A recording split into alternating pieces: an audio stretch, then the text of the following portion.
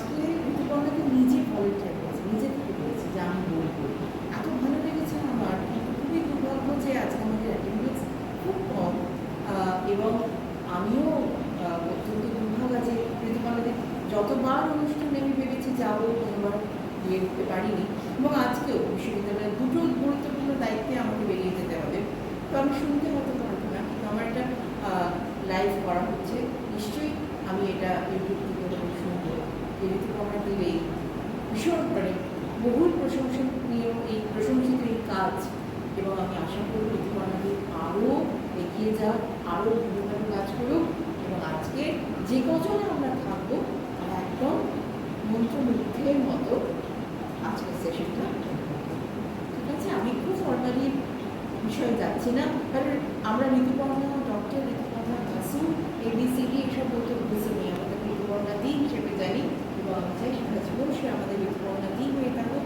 এবং আজকে একটা অসাধারণ সেটা অনেকবার রিকোয়েস্ট করেছে আইপিএসে বলার জন্য, তো সেই জন্যে আমি বললাম যে ঠিক আছে, যেটা আমি সব জায়গায় বলছি সেটাই এখানে বলি, কারণ অনেকে সুযোগ পাননি এটা শোনার।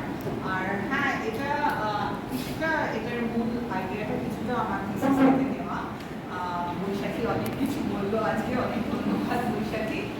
তবে এখানে হয়তো একটা কথা মেনশন করতেই হয়, ডক্টর তপতি গুহ ঠাকুরটা উনি আমার পিএইচডি মেন্টর ছিলেন, যিনি পরবর্তীকালে দুর্গাপুজোকে মানে হেরিটেজ, ইনট্যাঞ্জিবল হেরিটেজ করানোর জন্য যার রিপোর্ট সক্রিয় হচ্ছিল সেই তপতি। আর রত্নাবতী চ্যাটার্জি আরেক আর্ট হিস্টোরিয়ান, তিনি আমার এক্সামিনার ছিলেন। সুতরাং তাদের সহায়তায় কাঁথার কাজটা কিন্তু আমি আরেকটু পরবর্তীকালে 1999-এ শান্তিনিকেতন এবং কলকাতায় ঠিক কী সেই নিয়ে যে আমাদের অনেক বিতর্ক চলছে, বর্তমান রাজনৈতিক প্রেক্ষিতেও এই ঐতিহ্যের নানা রকম বিশদ বিবরণ বিতর্ক চলছে। তো দেখা যাচ্ছে যে 19 শতকের শেষে এবং 20 শতকের শুরুতেও এ ধরনের বিতর্ক শুরু হয়েছিল। তখন সবে জাতীয়তাবাদ মাথাচাড়া দিয়ে উঠছে।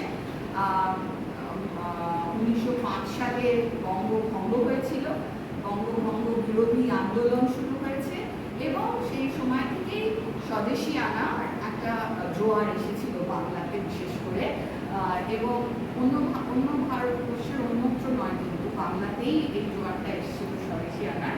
এবং 19 শতকের শেষ থেকেই কিন্তু কনস্ট্রাকটিভ স্বদেশী বলে একটা জিনিস শুরু হয়ে গিয়েছিল। শান্তিনিকেতনে রবীন্দ্রনাথ কিন্তু রুরাল রিকনস্ট্রাকশন বা গ্রামীণ পুনরায়ন যেটা, সেটা কিন্তু শুরু করে দিয়েছিলেন। এবং 1905-এ যখন বঙ্গভঙ্গ হলো, তখন ভীষণভাবে তারা সেই সময়তেই মানুষ কিন্তু তাদের দেশজ সম্পদ নিয়ে চিন্তা ভাবনা করতে শুরু করেছিল। অর্থাৎ স্বদেশীর আর একটা দিক হচ্ছে গিয়ে বিদেশি জিনিস বর্জন, এবং বিদেশি জিনিস বর্জন করতে গেলে আমরা কি নিয়ে কাজ করবো? স্বদেশি জিনিস নিয়ে। সুতরাং স্বদেশি ঐতিহ্য, স্বদেশি বস্ত্র, দ্রব্য এইসবের দিকে চোখ পড়েছিল শিল্পীদের, আর্ট লাভার্সদের, আর্ট কনয়েশার্সদের, বুদ্ধিজীবীদের, সকলের। এবং সব থেকে বড় কথা, 1904 সালে বঙ্গীয় সাহিত্য পরিষদের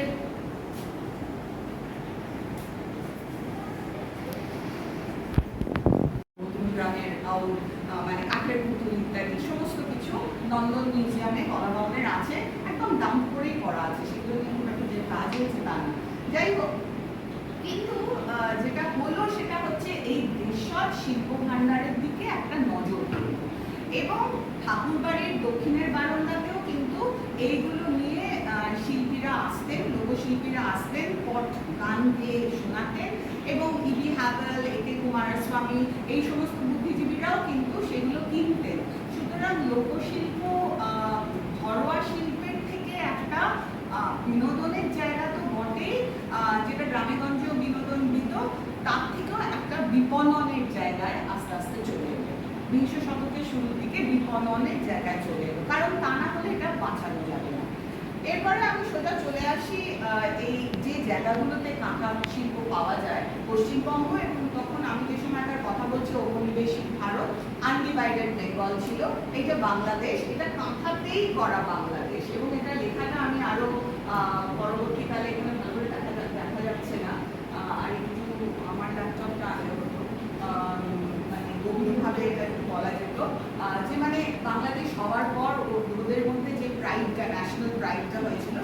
তাই ওরা এই কাঁথায় লিখেছে। তো নেক্সট এই সমস্ত জায়গায়, বিশেষ করে ফরিদপুর, যশোর, খুলনা, এই সমস্ত জায়গায় ভীষণ কাঁথা হতো। সাধারণ গ্রামের মেয়েরা কাঁথা করতেন, মধ্যবিত্ত বাড়ির মহিলারাও তাদের সরোজমলিনী দেবী বংশাদা দত্তের স্ত্রী, আমি সেখানেও পরে আসছি। মহিলা সমিতি ক্রমশ বাড়ন্ত হয় এবং 1905-এর পর 1911 যখন আবার বঙ্গ আট হয়ে যায়, 5-এর সময় থেকেই প্রচুর মাইগ্রেশন হয়, প্রচুর পরিবার চলে আসে। রিফিউজি তখন থেকে শুরু, একেবারে তখন থেকে 47 হয়ে 71 পর্যন্ত, এবং তারও পরবর্তীকালে রিফিউজি এসেছে। এইসব গ্রামোদ্যোগ, কেন্দ্রীয় সংস্থা খাদি গ্রামোদ্যোগও কিন্তু এই ব্যাপারে সাহায্য করতে এগিয়ে এলে। এবং আমরা যখন গিয়ে দেখা করেছি তখন বললো যে হ্যাঁ আমাদের লসও তো হয়, এই বাচ্চাটা একটুখানি হিচি করে দিল, আমার কাপড়টা নষ্ট হয়ে গেল, সেই কাপড়টার জন্য আমাকে আমার টাকা কেটে দিল, হ্যাঁ, কিংবা দুধ পড়ে গেল সেইটার জন্য আমার টাকা কেটে দিল। সুতরাং ওরা কিন্তু কমফোর্টেবলি ওদের সংসারের থেকে অবসর নিয়ে, বাচ্চা কাচ্চা সব নিয়ে একত্রিত হয়ে, এটা কিন্তু একদম গ্রামের মধ্যে, হ্যাঁ, বোলপুরেরই গ্রামের মধ্যে, আশেপাশে ঘর থেকে এসে একজনের যার পাকা বাড়ি, তার তারপর কলকাতায় আসেন, প্রেসিডেন্সি কলেজে পড়াশোনা করেন, তারপর উনি আইসিএস হতে পড়াশোনা করতে লন্ডনে যাবেন। কিন্তু কে টাকা দেবে, তখন আর জমিদার পরিবারের ছেলে ছিলেন, কিন্তু তখন আর টাকা ছিল না। তো শ্রীহট্ট সম্মেলনী, মানে সিলেটের একটা অ্যাসোসিয়েশন, তারা সবাই মিলে একত্রিত হয়ে এই ব্রিলিয়ান্ট ছেলেকে পাঠালো ইংল্যান্ডে, তুমি পড়ে এসে সিভিল সার্ভেন্ট হও। তার মানে তখনই কিন্তু একটা কমিউনিটি ফিলিং দেখা যাচ্ছে। উনি সেই তাদের টাকায় গিয়ে ওখানে সিভিল সার্ভেন্ট পড়ে তারপর বারও পড়লেন, বার অ্যান্ড ল হলেন। ইনফ্যাক্ট উনি কনস্টিটিউশনাল লয়েতে ফার্স্ট হয়েছিলেন। তারপরে উনি চলে এলেন 1905, just look at the year, বঙ্গভঙ্গর বছরে উনি কনস্টিটিউশনাল ল পাস করে সিভিল সার্ভেন্ট হয়ে চলে এলেন বাংলাতে, আরাতে। তখন তো বেঙ্গল প্রেসিডেন্সি, বিহার, উড়িষ্যা, এবং ইলাবোরেট পিক্টোরিয়াল ডিজাইন রয়েছে। আর কাঁথার মধ্যে দিয়ে কিন্তু প্রতিটি মহিলা তার নিজস্ব চিন্তা ভাবনা ব্যক্ত করছে, এবং সেটা যে কত ধরনের, কি বিশাল রেঞ্জের হতে পারে সেটা আমি আপনাদের দেখাবো। এবং আর একটা জিনিস, কাঁথা কিন্তু এত কষ্ট করে পরিশ্রম দিয়ে অবসর সময় করছে এমনি না, সে হয়তো তার নাতির বিবাহে সেটাই দেবে, ঠাকুমা হয়তো নাতির বিবাহে ওই কাঁথাটা, কিন্তু তা না হলে কিন্তু যেগুলো সুজনি খাতা বড় বড়, সেখানে কিন্তু ইলাবোরেট ডিজাইন হতো। আর শেষে যেটা সুতরাং এটা লাভ, কেয়ার, জয়, প্রাইড, আমার একটা গৌরবের ব্যাপার, এবং তারা এটাকে একটা ফ্যামিলি হেয়ারলুম হিসেবে দেখছে। সেটা আমরা বুঝতে পারছি যখন বহু রিফিউজি মহিলা চলে আসছে এই দেশে বিশাল বিশাল সুন্দর সুন্দর কাঁথা নিয়ে, তারা আশুতোষ মিউজিয়ামে দিয়ে দিচ্ছে। আমরা বাঁচাবো কি করে এই কাঁথা, তাই জন্য। এবং আশুতোষ মিউজিয়ামের, ফোক আর্ট মিউজিয়ামের মধ্যে কিন্তু কাঁথা রয়েছে। এই যে আচ্ছা না, এই যে হচ্ছে গিয়ে কাঁথার এই ডিজাইনটা দেখুন, পুরো কাঁথাটা কিন্তু সেলাই করা, হ্যাঁ, এটা কিন্তু পুরোনো জিনিসটাই করা, এটা কিন্তু নতুন দিয়ে না।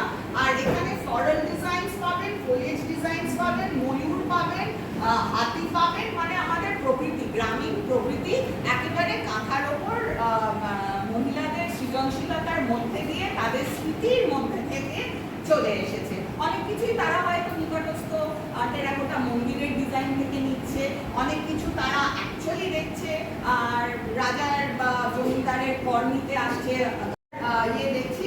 আর চারদিকে দেখো, এইটা হচ্ছে যে ট্রি অফ লাইফ, এই যে উইশফুল ট্রি অফ লাইফ চারদিকে, হ্যাঁ, মানে আমাদের যা ইচ্ছে পূরণের কাজ বলা যেতে পারে, উইশফুল ট্রি অফ লাইফ। আর এইখানে এখানে ক্লিয়ারলি আসছে না, কিন্তু এইগুলো হচ্ছে পর্তুগিজ সোলজার্স যারা সেখানে।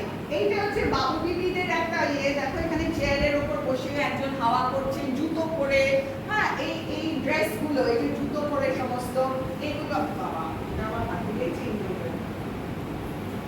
করা। এবং এটা হচ্ছে গিয়ে যশোরের, ওই একদম লাল কালো ইত্যাদি। আর এটার ওই মধ্যখানে ধরে টানলে উঁচু হয়ে আসবে, এটাই মজার জিনিসটা, এমন ভাবে এটা করানো।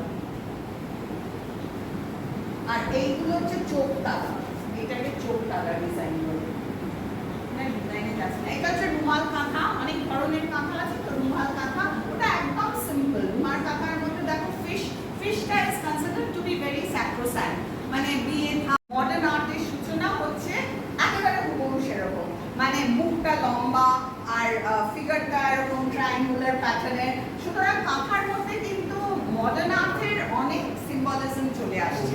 যার হ্যাঁ, এটা হচ্ছে দোরকা কাঁথা। এর মধ্যে পুরাণের গল্প, এটা সোনামণি দাস করেছে সাকিব কুমারপুর থেকে। এটা কিন্তু বিপণন হয়েছে, এটা বিপণনের জায়গায় চলে এসেছে। হ্যাঁ, এইটা হচ্ছে সেন্ট্রাল মান্ডালাটা, এবং এখানে কিন্তু লেখা, নাম সই করা, ব্র্যান্ডিং চলে এসছে একদম ওয়েস্টার্ন রেনেসাঁ আর্টের, কারণ এটা বিপণনের মার্কেটে এসছে। সোনামণি দাস সাকিব কুমারপুর, সেইটা লেখা রয়েছে। আর বিরাট কাঁথা, রেক্ট্যাঙ্গেল করা, প্রত্যেকটাতে হচ্ছে মহাভারতের ছবি রয়েছে, অথবা কি সেই নিয়ে যে আমাদের অনেক বিতর্ক চলছে বর্তমান রাজনৈতিক প্রেক্ষিতেও। এই ঐতিহ্যের নানা রকম বিশদ বিবরণ বিতর্ক চলছে।